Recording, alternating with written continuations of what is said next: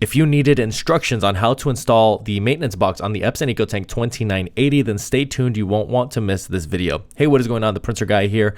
And what I'm going to be showing you is how to go into your maintenance settings so that you can access the maintenance box information that will indicate how much of your maintenance box has been used. You may be getting an indication on your screen to change out the maintenance box, so that would be different. This is going in and doing preventative maintenance. Of course, if you have a code coming up on your screen, you simply will just skip to the part where you're replacing the maintenance box, removing the old one and placing in a new one.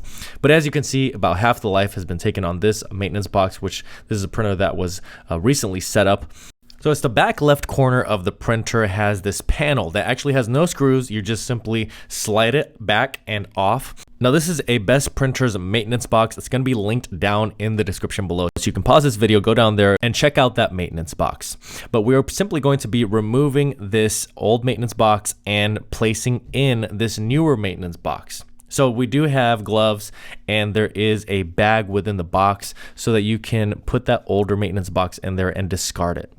From there, you're going to be unwrapping the new maintenance box and then sliding it in place. Just like you removed the old one, you're going to be placing the new one back in the same way. So you're making sure that the maintenance box is pushed all the way in, press it in place, and you can now actually replace that panel, slide it back in place, and you can lock it in place. There's no screws needed. If the maintenance box has a screw hole, that's for other models, not needed on this model. Now you're going to go to your screen and make sure that all of the error codes or the prompt that's asking you to change the maintenance box has been cleared.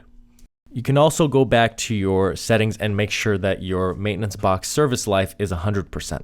That's really all I have for today. If this video was helpful, please make sure to like. Any questions at all, comment below. And if you want more content like this, please make sure to subscribe.